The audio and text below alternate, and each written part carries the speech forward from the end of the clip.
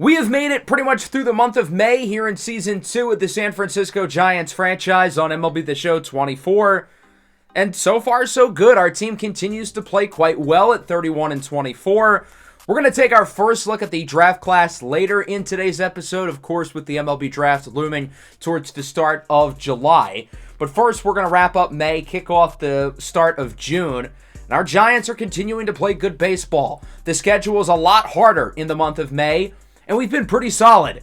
But the challenge will be amplified as we start June. After Miami and San Diego, we've got 4 consecutive series against the Dodgers, Astros, Twins, and Phillies, all of whom are some of the best teams in baseball. So the test is really going to be leveled up, and we're going to see how we're able to hold against some of baseball's best. As it stands now, we are currently the second wild card and second place in the division. Obviously, there's still 2/3 of the season left to go, but it's nice knowing that we are currently in the playoffs as it stands now. In the last episode, we talked about some guys really performing well on offense, including Marco Luciano, who has cooled off, but he looks like a major league caliber player. The pitching, I feel like, really has taken a step back over the past couple of weeks. 3 of our 5 starters are cold. Robbie Ray is 0-7. Not that he's been that bad. He just happens to be 0-7. Lorenzen and Harrison has slowed down, and the bullpen as well has really taken a step back as of recent. We've been too heavily reliant on guys like Blake Snell to carry the rotation thus far. A player who I do want to talk about real quick is Jun-Hoo Lee. We haven't really given him a ton of attention because he was so good last year, but he's found a way to be even better this year. The average and on base is on line where it was last year. He's on pace to shatter his home run mark from a year ago within the next few weeks. He's on pace to shatter his doubles mark, and that has his slugging way higher than it was last year. His batting WAR is 3rd in the National League at 3.2. His OPS is higher than it was a year ago. I didn't think it was possible, but Jun-Hoo Lee has improved from a season ago, and he legitimately is one of the best players in all of baseball. Let's do some simulating. We've got 4 games in Miami, 3 at home against the Padres, and then 4 on the road against the Dodgers. That last series certainly shouldn't be easy, so we're going to need to perform well against the Marlins and the Padres, and I'm afraid that has not been the case. Our first opportunity to hop in here is the second game against San Diego, so we've already simulated 5 games so far, and we lost all 5. Logan Webb will finally get us on the win column with a 6-0 shutout victory. But I feel like the biggest story about this is the fact that we got swept in 4 games against a not-so-good Marlins team, and now had this series against San Diego tied at 1. So we've got a lot of work to do as we try to win this series against the Padres, and then, of course, play against the defending champion Dodgers. Joey Gallo suffered a shoulder injury in our shutout win. He'll be out for around a week or 2. This finally gives us an opportunity to bring back Elliot Ramos. In the final game against San Diego, which we also lost, by the way, Jun-Hoo Lee pulled his hamstring. He'll be out for a week or 2, and Trevor Larnach will be called up to replace him. Let's hop into the Dodgers series now. This game was a pitching duel, tied at 0 going into the 7th. Well, now we lead 10-0, and Robbie Ray is looking for the save. We lost the first game against the Dodgers, so we're now 1-7 today. But Ray should be able to hold on here as he strikes out Shohei Ohtani. Now facing off against Max Muncy. Gets a piece of this one. Lines it into right field. And that one is gone over the head of Max Kepler. And the Dodgers killed the shutout. Chris Paul hits a huge 3 to cut the lead to 43. And with that, the Dodgers make it 10-1. Ray would be taken out of the game, and the bullpen would luckily shut the door as we get this impressive win again, tied scoreless going into the 7th, and we scored 10 runs over the last 3 innings. Bobby Miller had a masterful start, 7 innings of 1-run ball, and then the bullpen just completely pissed themselves at the wheel. Jonathan India and Jorge Soler each went deep and each drove in 3 runs. And we actually didn't do too bad against the Dodgers, splitting those 4 games. But still, I definitely feel discouraged going 3-8 across this 11-game set. I get that we performed pretty well against the Dodgers, and I feel like splitting there is a win. But 1-6 against the Marlins and the Padres, if we do miss the playoffs by a couple of games at the end of the year, we might look back to this stretch and be like, that was the opportunity where we missed. We went from the second wild card to the second team out.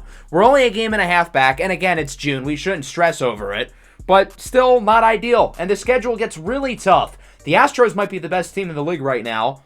Minnesota made the World Series a year ago, and the Phillies on the road are a direct competitor for us in the NL wildcard race. So today we're going to play this first game. We've got two of the best lefties in the game on the bump, with Framber Valdez facing off against our very own Blake Snell. The Giants have fallen quite a bit. 34-32 after our rough patch where we lost 8 of 11. And we're going to face off against the 42-23 Houston Astros, who are still one of the best teams in baseball. The Giants are mixing up the lineup card a little bit, being that we've got a number of guys injured. No Jun-Hoo Lee, no Joey Gallo, and facing off against the lefty. Speaking of lefties, it's Blake Snell on the bump for San Francisco, the National League's pitcher of the month in April. Hasn't quite pitched as well since then, but he has still been the best pitcher on the staff by far. Tucker with a liner to first. Nice play by Austin Slater to make the diving grab. Slate the Great hasn't been so great offensively this year, but it's good to see him making that play. And with 2 away, Yordan Alvarez hits it well into right. It's going to make it all the way towards the warning track, but Max Kepler will grab it in its tracks, and Blake Snell retires to side as we go to the bottom of the first and take a look at Framber Valdez, who has been legitimately one of the best pitchers in baseball this year. Looks like a Cy Young candidate in the American League with a 2.64 ERA and a whip below 1. Our offense is in for quite the challenge. Elliot Ramos leading things off, looks to start things strong. He gets it to the track and right, but Kyle Tucker tracks it down for the first out of the inning. Thairo Estrada now up here for San Francisco, and he lines this one past the glove of Jose Altuve for a single into right field, and the Giants get their first hit of the game. Base runners are going to be hard to come by. You got to capitalize, and that is not how you do it. Crawford grounds it up the middle, a 1-6-3 inning-ending double play. Not ideal. Let's move to the second. Alex Bregman up for the Astros, hitting .323 with a liner to third. David Villar deflects it. Throw to first is nearly in time, but the umpire calls him safe. And ultimately, manager Bob Melvin will choose to challenge the ruling. In real time, I thought he was safe, but I'm not sure if we're going to have another close call like this again. So why not burn the challenge? Because there's a chance maybe he wasn't. And as we take a look at the replay, it really was a lot closer than I had expected. Right there. That is literally neck and neck. I think it's too close to overturn, and ultimately, that would be the case. He's safe. He's now at second for Jose Abreu, who sends it up the middle. That'll go for a base hit. Bregman looks to score. The throw for Ramos is offline and not in time, and the Astros are on the board first with an RBI single from Jose Abreu. They lead it 1-0. That'll bring up Jake Myers, the outfielder, only hitting 194, but he sends this one up the middle, past the diving glove of J.P. Crawford. And the Astros are hitting the ball well here in the second inning. 3 base hits off of Blake Snell. They've got 2 runners on here for Michael Hellman, the rookie, hitting .324. But he pops this one up into foul territory. Patrick Bailey getting the start, being that the Astros are starting a lefty. And Bailey will make the play, but Houston does score, but they also leave 2 on. David Villar is hitting in the cleanup spot. We've got a lot of guys who are ice cold. He's not one of them. He's been great against lefties.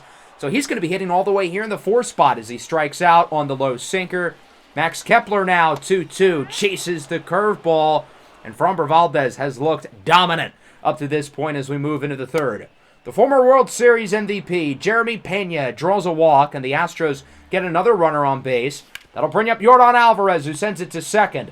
Luciano over to Crawford. He gets it to Slater for a 4-6-3 inning-ending double play. Good job by Blake Snell to get out of the jam as we will move into the bottom of the third. Austin Slater rips this one into the gap, but it will be caught. Valdez has picked up his great season right where it left off as it remains 1-0. No signs of life from the San Francisco offense. Into the fourth. What a play by Crawford on the grounder from Jose Altuve. A great play at shortstop by J.P. Crawford, continuing his phenomenal season. And then Alex Bregman goes down looking on the curveball. We'll move bottom 4. Can the Giants offense finally get something going? Well, this is a good start. Elliot Ramos up the middle with a single. Ramos has had a really good season. He was very good in spring training. He's played well in the minors. He's been pretty solid in limited opportunities with the big leagues. And I hope he'll get an opportunity to stay up here. Here is Thairo Estrada with a single, and now all of a sudden things get a little bit more interesting. For the first time today, the Giants are playing with multiple base runners. 2 on, nobody out for J.P. Crawford, one of the best situational hitters in baseball, and he grounds it right to Altuve. Double play, second of the day for Crawford.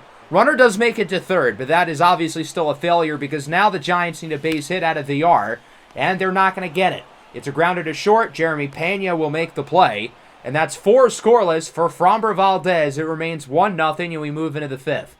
Jose Altuve, the only run source today, checks his swing. Pitch was in the strike zone anyway, so it doesn't matter if he went around or not. Jake Myers, he will draw a walk on the curveball. I thought that pitch was in there, but umpire will not give Snell the call. Michael Hellman goes down on the low inside slider. A filthy pitch from Snell. Now facing off against Tucker. Runner goes for second. He's out of there! Patrick Bailey behind the plate. Part-time ball player. Full-time sniper. 5 innings of 1-run ball for Snell, who's been almost just as good as Framber Valdez. A real pitching duel. Jorge Soler rips this 3-1 pitch up the middle for a single into center. The power from Soler has been great. Everything else has not been. But we still have a lot of faith in him. We know the bat has got to come around at some point. Patrick Bailey rips this one into left. 115 off the bat. That'll go for a double as Soler's going to hold up at third. And again, the Giants are now playing with multiple base runners. 2 guys in scoring position. Perfect opportunity to get these runs in. 2 away now for Austin Slater. The 1-2, and this one is going to be grounded to short. Pitch was a little bit out of the zone, but he had to protect with 2 strikes and ultimately grounds out to Jeremy Pena. So once again, San Francisco leaves 2 aboard, and we will move into the 6th. Still 1-0. Neither team has scored since the 2nd as Kyle Tucker goes down on the curveball. Snell at 98 pitches now against Jeremy Pena, and he goes down on the circle change. We didn't get to see a lot of strikeouts early in this game from Snell. The Ks have gone up as the night has gone along. Now against Yordan Alvarez, looking to strike out the side. He won't, but he forces a fly out into center. Ramos is under it, and that is 6 innings of 1-run ball for Blake Snell. But with how the offense is played, San Francisco might need 1 more inning out of him. Let's go bottom 6. We'll see if this is the inning where the offense can wake up. Elliot Ramos sends this one into right, and that one will drop. Ramos has been highly productive today. His 2nd hit of the game. Thairo Estrada, the 2-hitter, also with 2 hits in this one. But the rest of the team hasn't been so good. Estrada now looking for the hat trick, but instead he'll barely get a lick. 4-6-3, double play. As the Astros turn 2 once again. They've had a number of double plays today. Crawford grounded into 2 of them. He's up here now with the bases empty and goes down on the cutter. 6 scoreless for Framber Valdez as it remains 1-0. With the offense's struggles, Blake Snell will stay in the game. The Giants looking for 1 more inning out of him, but he's got a very short leash, and that leash might have expired as he allows just his 4th hit of the game, a single into right for Alex Bregman. And that'll do it for Blake Snell's night. A really good performance from Snell, 6 1/3 innings, only 1 run allowed so far, letting up just 4 hits and a pair of walks. Unfortunately, his offense has given him no run support. Hopefully the offense can get something going here down the stretch, and hopefully the bullpen will keep the deficit close as the lefty Taylor Rogers will come into the game facing off against the catcher Yanier Diaz, and he goes down on the sinker. 2 away now for Jose Abreu, still the only run source today. And he's going to pop this one up into the shallow infield. VR is under it, and he will make the grab. So Blake Snell does not make it through the 7th, but the 1-0 score will. As we go bottom 7, Framber Valdez still in the game. Obviously, his pitch count is still pretty low, only at 94, as he strikes out Max Kepler on the curveball, little lefty-on-lefty crime. Jorge Soler looking for his 2nd hit of the game here. He's got a full count. And it looks like he won't as Valdez makes a great scoop at the mound. 7 scoreless for Framber Valdez, who's barely touching 100 pitches on the night. If he keeps pitching like this, he might go the entire way. Tyler Rogers will replace twin brother Taylor here in the 8th. He's cooled off after a great start with the ERA in the mid-3s as VR scoops this one up. Backhanded throw in time with ease. What a play at the hot corner by David VR. Michael Hellman sends this one into center. That'll go for a base knock. And with one away, the Astros get another runner aboard as they look to add some insurance. Their offense has been pretty much just as bad as ours. Tucker lines that one over Slater, bounces off the foul wall and right, and because of that, Tucker is only able to get a single. The other runner makes it to third, and so there's runners on the corners for the shortstop, Jeremy Pena. 3-1. Pena pops it into right. That should be more than enough room to bring the run in off the sacrifice as Kepler makes the grab, but Hellman will score with no problem. And the Astros now lead it 2-0. The first time we've seen a run scored since the second. Yordan Alvarez is now up to 2-2. Crushes this ball into right center. Ramos chases after it all the way to Triples Alley. The runner, Tucker, will score from first. It's an RBI double for Yordan Alvarez, and the Astros now lead it 3-0. So Houston is able to add some insurance here in the eighth. Tyler Rogers lets up 2, and he's going to be yanked prematurely, replaced by Jose Leclerc, who's also cooled off after a strong start. His ERA now sits at 5 on the year. Has not been worth the big money that he got in the offseason so far as he strikes out Jose Altuve. That'll wrap up the inning. The Astros add 2 as we go to the bottom of the eighth. Framber Valdez obviously still in the game. He allows an early base hit, though, to the catcher, Patrick Bailey, his second. Only 4 players today for San Francisco have hits, albeit 3 of them have multiple hits, oddly enough. Austin Slater's up now, runner on first, 1 away, and Slater singles into right. I will say the Giants have done a better job of accumulating base runners than the Astros. It's just that the Astros have been able to score them. That'll end what was a brilliant night for Framber Valdez, going 7 1/3. He'll be replaced by the shutdown setup man, Ryan Presley. 2 on, 2 away, and a full count here for Thairo Estrada. This might be San Francisco's best opportunity, and it looks like they'll come up short.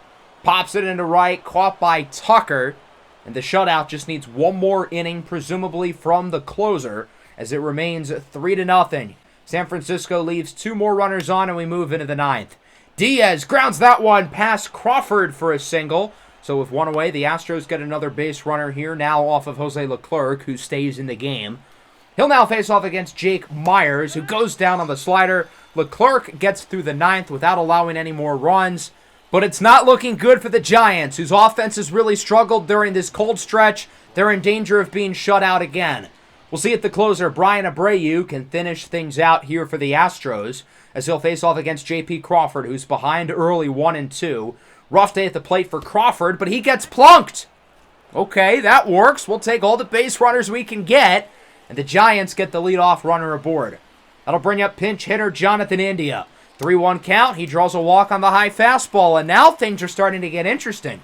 Tying run is at the plate. There's nobody out, and it's Max Kepler. He's got a full count of his own here. The pitch from Abreu, and that one is high as well. Brian Abreu has basically walked the bases loaded.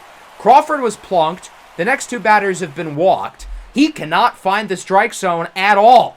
It's Jorge Soler now, the winning run, and he draws a walk. That was a tough pitch to lay off, but he does. Crawford scores. Abreu has walked the bases loaded after hitting the first batter, so obviously he has to be yanked, and he'll be replaced by Josh Hader, who looks to get the Astros out of the jam. The Giants are now all of a sudden in a really interesting spot. The tying run is at second. The winning run is at first, and there's still nobody out. Brian Abreu only faced off against 4 batters, and all of them either got hit by pitch or walked. Bailey's ahead 3-1. He'll finally swing the bat with a liner into right. Runner looks to score. That's India off the sacrifice. He's safe.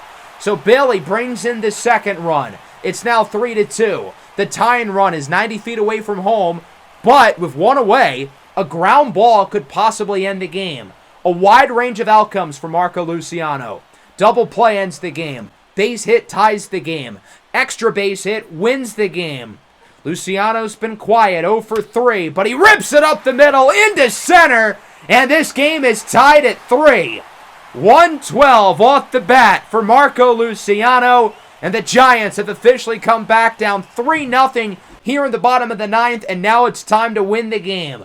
Winning runs at second for Austin Slater, who hits this one high into right. It will be caught by Tucker. We're not going to send the runner, but instead looking to give Jake Fraley an opportunity to win the game. He replaced Elliot Ramos earlier in the game. Fraley's a good clutch hitter. We'll see if he can be the hero. The 1-2. Swing and a miss on the slider. Hader gets out of it, but not before the Giants come back. They get 3, led by a hit by pitch and 3 consecutive walks to start the inning, and we'll move into the 10th. With all of the Astros' top relievers already being used today, the Giants figure, why not bring in Camilo Doval, who's been pretty good this year. He's perfect in save opportunities. All of his underlying numbers have been good, but his ERA is at like 5. It's weird. He hasn't been bad. He's just allowed a lot of runs. As Michael Hellman leads the inning off with a single, the extra innings runner, Jake Myers, will hold up at third. So there's runners on the corners, nobody out. The Giants really needed to get that first out because now they've got to face off against the big bat, and that starts with Kyle Tucker, who swings and misses at the low slider. Huge strikeout for Doval. Now he'll face off against Jeremy Pena, who flies it into left. Estrada getting the start today in the outfield as he makes the play. Myers looks to score off the sacrifice, and he's safe. So the Astros do score the extra innings runner, and they now lead it 4-3. That'll bring up Yordan Alvarez, the two sides with a long battle here, but it will end in what looks like a ground out. Crawford off the bounce, makes the throw, and that'll wrap up the top of the 10th. Could have gone a lot worse. The Astros drive in the extra innings runner from second, but no further damage is done. Andrew Chafin will look to get the save for the Astros. With their top 3 relievers already being used, they're going to turn to Chafin to look to finish the game. It's Jake Fraley at second, and with one away, it's J.P. Crawford, who goes down on the outside slider. Big pitch by Chafin, and the game comes down to Jonathan India, just his second plate appearance at the game.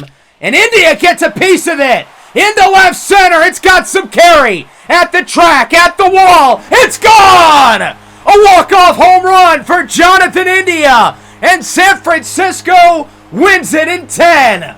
An unbelievable comeback by the Giants, who have looked dead in the water multiple times today, but with an unprecedented 3-run 9th inning and a walk-off home run with Jonathan India, the Giants steal the first game of the series against the Astros. Wins like this can really propel and possibly save your season. Beating a good team like this in a game that you really had no business winning can do wonders for morale and confidence. And again, it's Jonathan India, the hero, with the walk-off home run off of Andrew Chafin when the Giants were down to their final out of the game. They trailed 3-0 going into the bottom of the 9th inning before getting 4 free passes from Brian Abreu to reach base, ultimately driving in 3. Followed by the walk-off here in the 10th. What a win for a Giants team who, for the most part today, was not very good. The offense really struggled. The bullpen wasn't even really all that good. It's Blake Snell who deserves a ton of the credit. The Astros lineup was solid, but nothing spectacular. They were manageable today. We'll use that word, manageable. Framber Valdez was absolutely phenomenal. He went 7 1/3 scoreless, and the bullpen completely threw his work away. Brian Abreu is the guy who really deserves the bulk of the blame. He could not stick a nail to a magnet if he tried. Faced off against 4 batters, hit by pitch, walk, walk, walk. The dude could not throw strikes today. Andrew Chafin as well was the one who allowed the home run, of course, to Jonathan India, which obviously won us the game. The offense overall was not that good. Now, I will say we did get more hits and walks today than Houston, but we didn't score until the 9th inning. And I think the only reason why we did score was because we couldn't keep guys off base, thanks to how bad Brian Abreu was. Got to shout out Blake Snell. He had a really good start, 6 1/3, only allowing 1 run. The bullpen, particularly Tyler Rogers, made it a little bit close for comfort, but ultimately we got the job done. We won the game. We're only 1 back of a wild card spot now. And as I mentioned, I really feel like this win can give us some momentum. But these next 5 games are going to be tough. The Astros now are going to be a little bit pissed off, looking to win these next 2. And then the defending AL champion Minnesota Twins should not be too easy either. So the first game I simulated against the Astros, would you look at this? We were down 7-4 going into the 9th, and we won. Another remarkable 9th inning comeback where we scored 4 I guess we own Bryan Abreu. Let's do it again, shall we? It's 5-4 going into the bottom of the ninth in Game 3. Can we pull off another comeback for the sweep? The tying run is on. The winning run is up. It's Jorge Soler. And that pitch is called ball 3. That slider was in the strike zone, but it ultimately is called a ball. Jorge Soler gets very lucky, and ultimately he draws a walk because, my God, Bryan Abreu cannot throw strikes. So now the winning run is at first. Keep in mind there's only one player left on the bench, David Villar. So we're just going to have to presumably stick with the guys in the lineup. That starts with Kepler, who draws a walk. Bryan Abreu is so bad. I don't get it. We've faced off against him 6 plate appearances today in game, and he's thrown 5 walks, and the other one was a hit by pitch. We have not had a real at-bat against him yet. So now with the bases loaded, Marco Luciano can be the hero. He's already got 2 hits today. Finally, we get to swing the bat against Abreu. As Marco pops it up into center, it's caught. That should score the runner off the sacrifice. This is Crawford. He is safe. Soler is safe at third. And just like that, the winning run, 90 feet away from home with only 1 away. All Blake Sabol has to do here is not put the ball on the ground. And wisely, it will not be against Bryan Abreu. Instead, it's Justin Verlander, who's moved to a relief role. With Verlander getting older, he's still really good, but he can't throw as many innings as he used to. So the Astros are trying to preserve his arm for the postseason. As Sabol grounds it right to second. 4-6-3, double play, and the game will keep on moving as Blake Sabol is unable to finish the job, and Verlander only has to face off against 1 batter, but he's able to get 2 outs. And with that, we will move into the extra innings once again. So we're going to hop in at the bottom of the 10th. The top half of the inning went very similarly to the first game we played, where the Astros got 1, but only 1. Blake Sabol is at second base, and there's 1 away for Austin Slater. Here's the 2-1. Slater on the ground to short. Pena makes the play. Throw is in time.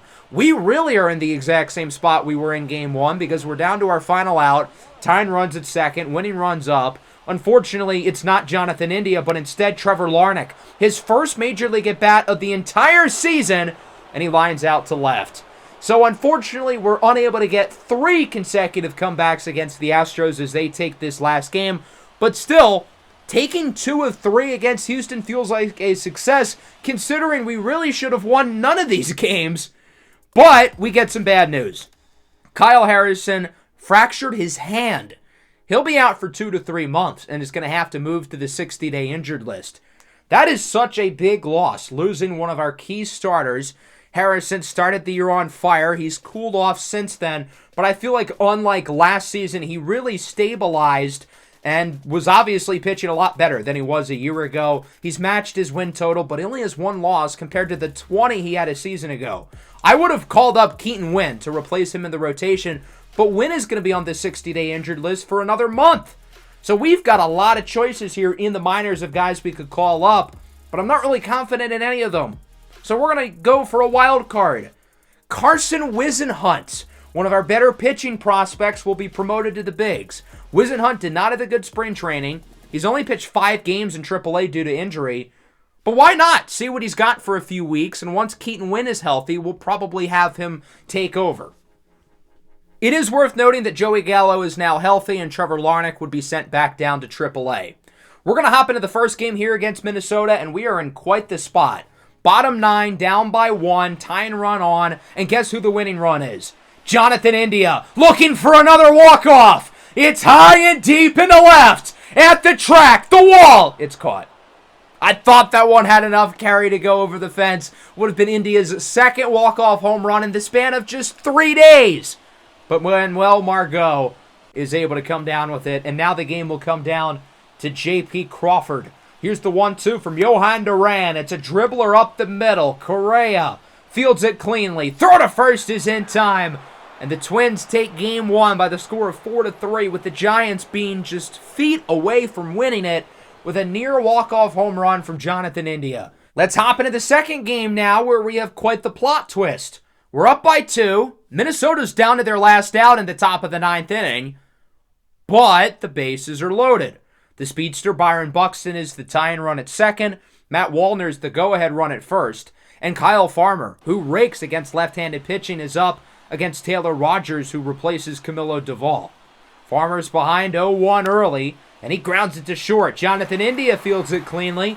Throw to first is in time, and San Francisco is able to hang on. It feels nice being on the other end of the bases being loaded, especially when it's for the game. And so the Giants win it 5-3, and we would end up winning the third game as well, 4-3. So after starting the episode 3-8, I feel a lot better having won 2-3 against both the Astros and Minnesota. In the last game, might I mention, we were down 3-1 going into the ninth and won it with a 3-run homer by J.P. Crawford. Call us the comeback kids, the way your leads are not safe with our offense in the ninth inning. Before we wrap things up, I do want to take our first look at the draft class today, although I will mention we're only going to go over 3 prospects in this episode, and that's because these are 3 legitimately special prospects who I think would be the consensus number 1 pick in most seasons, but this year they all happen to be in the same draft. Well, lucky for us, we had the 4th overall pick. So presumably you'd think we're going to miss out on this electrifying trio, including first baseman Jeremy Franco, outfielder Tommy Rogers, and third baseman Caleb Mitchell. These guys are all spectacular in their own ways, and presumably would go in the top 3, but all 3 of them are asking for record bonus demands. Since these guys are such good prospects, they are asking for an obscene amount of money, and because of that, the teams at the top might not want to pick them. The MLB draft is a little bit different to other sports where you don't always see the very best players go at the top because of financial implications. That means there's a chance one of these guys could slip through the cracks and make it to pick 4. And if they do, that poses the question, do we really want to put the rest of our draft in jeopardy because we're paying so much into one guy? But that one guy might be a future superstar. We'll start with first baseman Jeremy Franco, a 19-year-old junior college player hailing from Kentucky. Franco has the most projectable offensive skill set, in my belief, of the top 3 prospects. Now, he plays first base. He's the worst athlete of the group, and he's probably not going to be much more outside of his bat.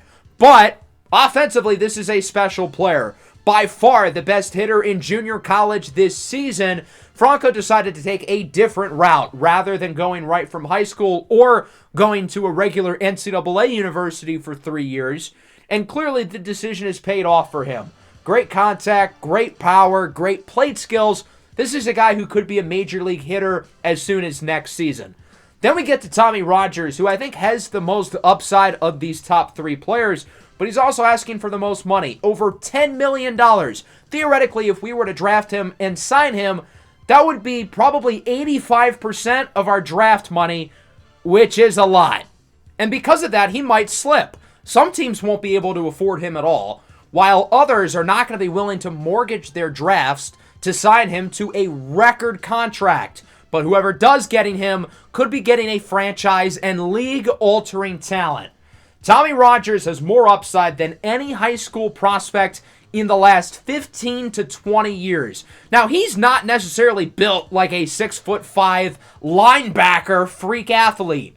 He's 5'7", 165 pounds, but he makes it work. The best asset of his game is his speed. There's a chance he will be the fastest player in Major League Baseball the second he's called up. He is electric on the bases. He's got great range in the outfield. And offensively, we haven't even talked about his bat. He checks off all the boxes there. Great contact, great power, despite his size. And he's got really good plate skills as well for an 18-year-old. And there's a real shot. He plays his first big league game as a teenager. He's so polished for his age, yet he has so much long-term upside. Then we get to Caleb Mitchell, who I think is the safest of this top 3 group. Maybe he doesn't necessarily have face of the league type of upside, but boy, the ceiling is still quite high with Mitchell. He's the oldest of the group, 21 years old. He's played the highest level of baseball, currently playing at Syracuse. So because of that, I think that makes his skill set a lot more projectable. This is somebody who I think might not need to play a game of minor league baseball because he's so advanced offensively. He's a switch hitter who really rakes against right-handed pitching, but is also very good against lefties. He's no slouch athletically. Look at him wheeling a triple here. He's got more than adequate speed. His glove is more than fine as well. Any other season, he would be the consensus #1 pick. He's as good of a college prospect as we've seen with guys like Adley Rutschman and Paul Skeens in recent years. The problem is he's got two face-of-the-league type of potential players also in this class with him. The fact that these three guys are all in the same draft class is legitimately unbelievable. And the scary thing that you guys are going to see over the next couple of episodes is that this class is insanely deep. Whatever the 2003 NBA draft did to basketball, this draft will do to baseball. Hope everybody enjoyed. Make sure to leave a like and subscribe to the channel if you are new. Peace out.